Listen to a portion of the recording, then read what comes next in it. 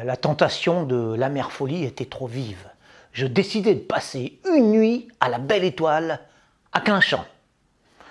Après avoir pris un bain d'air vespéral bien brumeux et frissonné d'inquiétude dès la fin du crépuscule, crainte non d'exemple de joie trouble, j'ai disposé ma couche à l'orée d'un bois, avec vue sur de terreuses étendues, promesses d'ombres passantes, assurance de songes peuplés de vagues épouvantails et d'autres spectres champêtres mal identifiés.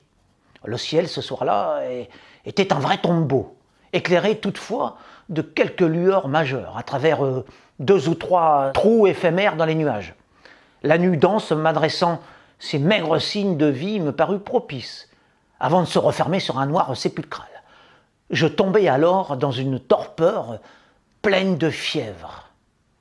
La longue traversée pouvait commencer.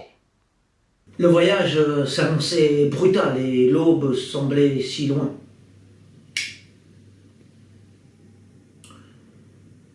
Allais-je trouver le Graal du campeur, la paix du dormeur, l'ennemi du noctambule et la délivrance de l'insomniaque, le sommeil. Ici, entre champs et feuillus, vent et ténèbres, au milieu de cette campagne obscure, dans ce trou d'ennui, et à l'autre bout de mes jours sereins, à la fin de tous les chemins, à la dernière marche du monde, qu'étais-je venu chercher de si impérieux? Le rêve. Pas l'onirique, non, mais l'autre, le rare, le vrai, le doux, le poétique, celui qui est dur comme la pierre, salé comme le sang, plus rouge que le soleil couchant, celui qui brûle et qui tranche, qui caresse et qui fait mal, qui pétrifie et qui brise, qui glace et qui fait fondre. Même s'il était froid, même s'il était humide, même s'il était effrayant, mortel ou douloureux, je le voulais. Tomber des étoiles ou remonter du sol, enlaidi de fleurs ou hérissé d'épines, aussi âcre que l'humus où je devais dormir, ou bien sucré jusqu'à l'écœurement, je le désirais, ici, à mes pieds, au bord de cette terre de Clinchamp, au cœur de cet univers désolé et sublime, au centre de mes plus étranges méditations, dans l'océan de moi-même, dans ma galaxie intérieure, au creux de mon âme.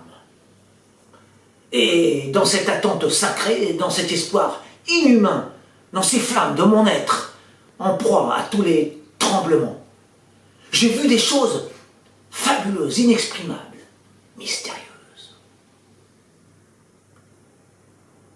J'avais toujours su confusément que cet endroit de néant apparent recelait des richesses considérables.